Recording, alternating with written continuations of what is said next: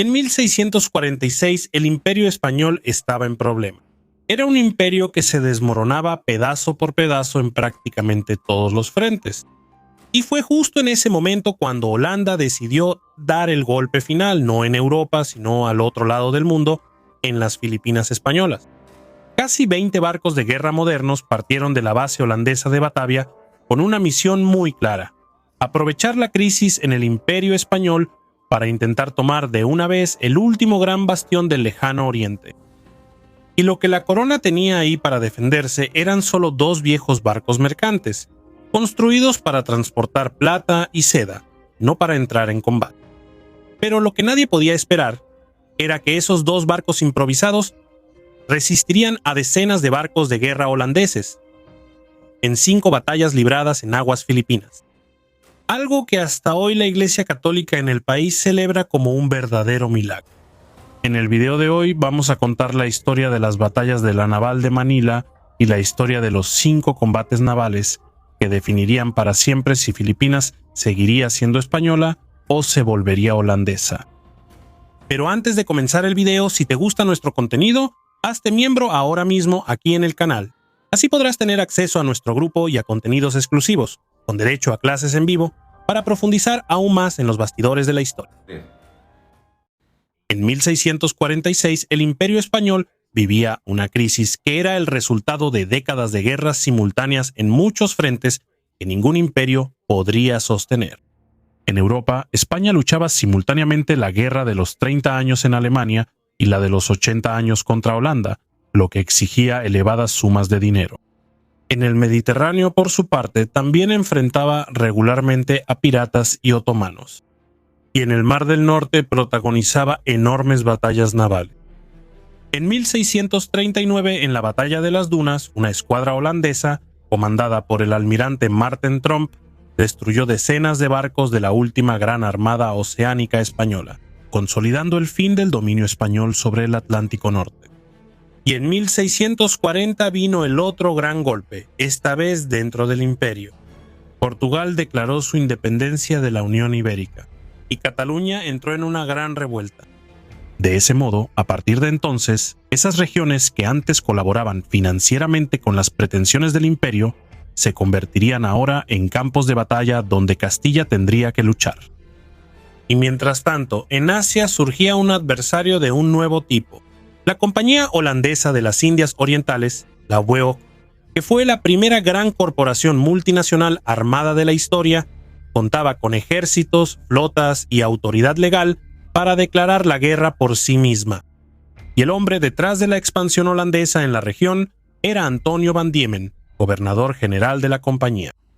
Fue él quien en 1638 lanzó la ofensiva holandesa contra Ceilán portugués, y también fue él quien en 1641 tomó Malaca de los portugueses y al año siguiente expulsó a los españoles de Formosa, la actual Taiwán. Van Diemen murió en abril de 1645, pero dejó listo el siguiente paso que su sucesor, Cornelis van der Linde, ejecutaría: reunir una flota, cortar los refuerzos que venían de México y finalmente tomar Filipinas. Durante mucho tiempo existió en el Imperio Español el llamado Galeón de Manila, que cruzaba todo el Pacífico llevando al virreinato de la Nueva España productos asiáticos que venían de Filipinas, y también llevaba mercancías y plata de América hacia Filipinas. El plan de los holandeses era precisamente acabar con todo eso, tomando para sí las posesiones españolas más ricas en Asia. Y el momento no podría ser peor para Filipinas. Entre 1633 y 1640, una serie de erupciones volcánicas castigó el archipiélago, provocando mucha hambre. Y para empeorar las cosas, Manila todavía enfrentaba una guerra contra los sultanatos musulmanes del sur, liderados por el sultán de Kudarat. En 1639 tuvo que contener una revuelta de la enorme comunidad china en el país, lo que costó decenas de miles de vidas. Y así, en 1644, cuando llega el nuevo gobernador general Diego Fallardo Chacón, encuentra a Filipinas prácticamente sin ninguna fuerza naval, además sin dinero ni suficientes soldados. Y la situación empeoraría aún más en 1645. El arzobispo de Manila murió de fiebre camino a tomar posesión. Y el 30 de noviembre, un terremoto devastador destruyó cerca de 150 edificios en la capital. Y 5 días después, un segundo temblor volvió a sacudir todo lo que había quedado. Y fue literalmente sobre los escombros de esa ciudad que la flota holandesa aparecería en el horizonte. La escuadra holandesa sumaba 18 barcos de guerra modernos divididos en 3 escuadras. Una para incitar a los nativos del norte contra los españoles, otra para interceptar el cargamento anual de plata que venía de México y una tercera de refuerzo.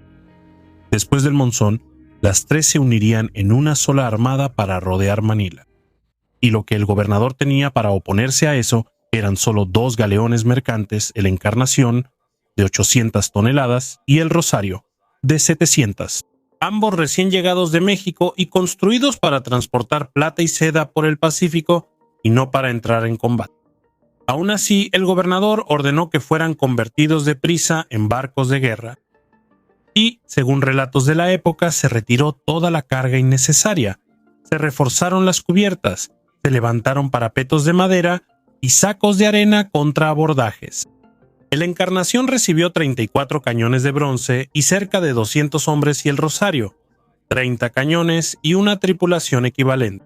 El mando quedó a cargo del general Lorenzo Ugalde de Orellana, con Sebastián López como almirante. Y la tripulación, animada por los frailes dominicos embarcados, juró luchar bajo la protección de la Virgen del Rosario, a quien rezaban día y noche, incluso durante los propios combates. Pero en la práctica eran 2 barcos de carga rezando contra 18 barcos de guerra. La primera batalla ocurrió el 15 de marzo a lo largo de Bolinal. 4 barcos holandeses atacaron la flota española durante 5 horas, pero curiosamente ningún español murió. Cuando el barco Encarnación logró, con sus disparos, alcanzar la proa de la nave capitana holandesa, decidieron retirarse para evitar una derrota y regresar con muchos más barcos. De este modo, en junio, una segunda escuadra holandesa, compuesta esta vez por 7 barcos, rodeó a los galeones españoles en el puerto de Tikal. La intención de los holandeses era intentar bloquear los barcos hasta interceptar el galeón San Luis, que venía de México cargado de plata. Así, durante 31 días los barcos holandeses y los 2 barcos españoles se mantuvieron frente a frente, sin combate decisivo. Los holandeses aún intentaron sin éxito tomar una colina estratégica en la entrada del puerto. Sin embargo, sin ninguna señal de ese galeón que estaban esperando que viniera de México, decidieron partir hacia la capital Manila, que estaba completamente indefensa y que podría ser fácilmente invadida. Incluso Manila estaba casi sin cañones, ya que los que tenía fueron usados en esos 2 barcos improvisados para combatir a los holandeses. Fue entonces cuando los españoles tomaron la decisión más audaz de la campaña: perseguir a la flota holandesa en mar abierto. Entonces los alcanzaron el 28 de julio entre las islas de Banton y Marinduque.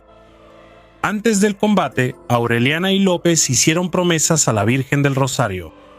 Así, la segunda batalla comenzó al anochecer y se extendió durante toda la madrugada hasta el amanecer. Y cuando alcanzaron la flota holandesa, los 7 barcos holandeses rodearon el Encarnación, mientras que el Rosario disparaba desde fuera del cerco. 2 barcos incendiarios incluso llegaron a ser lanzados contra los españoles, pero fueron repelidos a cañonazos.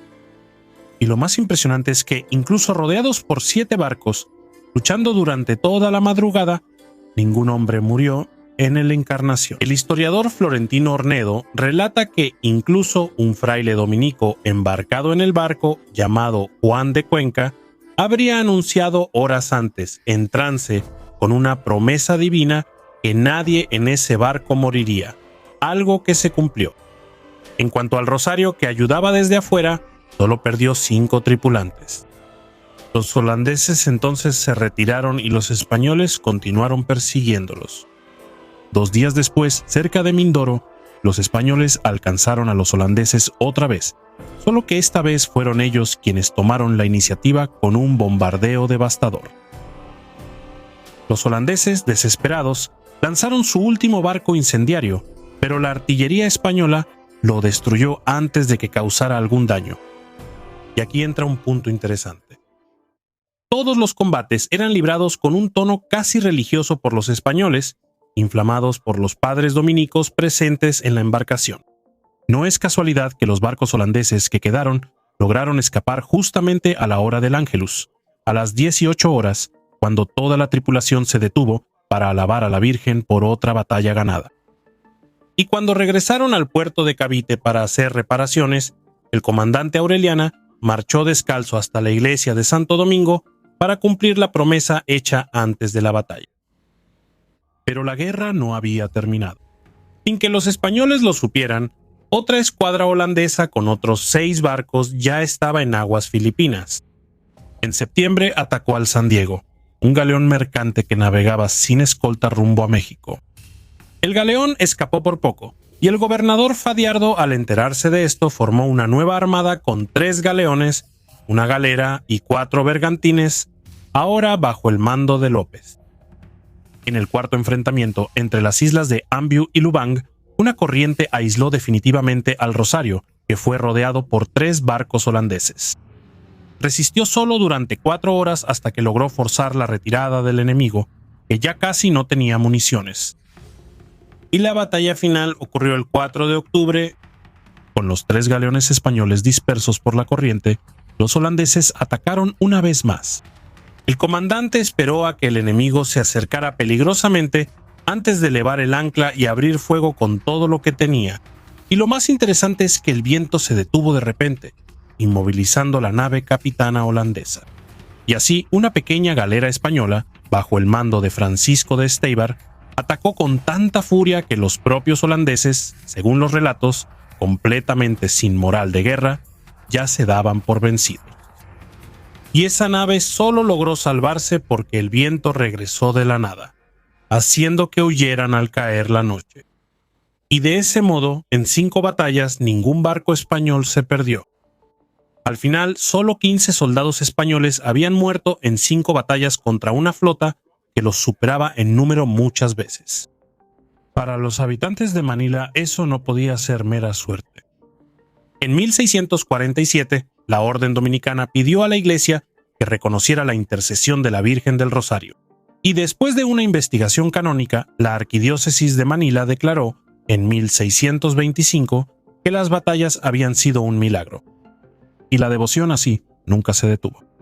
Cada segundo domingo de octubre, desde 1646, los fieles filipinos salen a las calles en una de las mayores procesiones marianas del país, llevando la imagen de Nuestra Señora de la Naval de Manila, hoy Tesoro Cultural Nacional de Filipinas. En 1981, el Papa Juan Pablo II usó esa misma imagen para consagrar toda Asia a la Virgen. Y hasta hoy Filipinas se describe como el gran bastión católico del lejano oriente, mayoritariamente budista, hindú y musulmán. Impedidos de tomar Manila, los holandeses redirigieron su energía hacia el sur, consolidando lo que se convertiría en las Indias Orientales Neerlandesas, la actual Indonesia. Así, 2 archipiélagos vecinos tendrían destinos opuestos.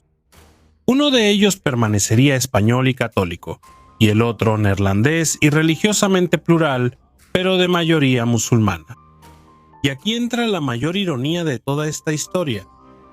Mientras el ejército más temido de Europa se desmoronaba en Rocroi, mientras decenas de barcos españoles perdían contra decenas de barcos neerlandeses en la batalla de las Dunas. El punto más improbable de todos, en el lejano oriente, el menos protegido y con menos recursos disponibles, sería el que iba a resistir de una manera verdaderamente heroica y que la propia historiografía filipina considera casi milagrosa, algo que involucra hazañas impresionantes, como un barco rodeado y bombardeado durante toda la madrugada por barcos enemigos, sin tener ni una sola baja. Si Filipinas hubiera sucumbido en ese momento, ¿el mapa de Asia sería completamente diferente? Tal vez Filipinas habría sido integrada a la administración de Indonesia, pero gracias a esa secuencia improbable de victorias, Filipinas siguió siendo española, siendo uno de los países más católicos del mundo enclavado en el extremo oriente. ¿Y tú conocías la historia de la batalla de la Naval de Manila? ¿Te imaginabas que mientras el Imperio Español se derrumbaba en Europa, esos dos barcos de guerra resistían solos, en el Extremo Oriente? ¿Qué fue lo que más te sorprendió? Así que deja tu comentario ahora mismo para fortalecer nuestro trabajo. Y aprovecha para hacerte miembro del canal ahora mismo. Así podrás profundizar y conocer cada vez más la apasionante historia ibérica.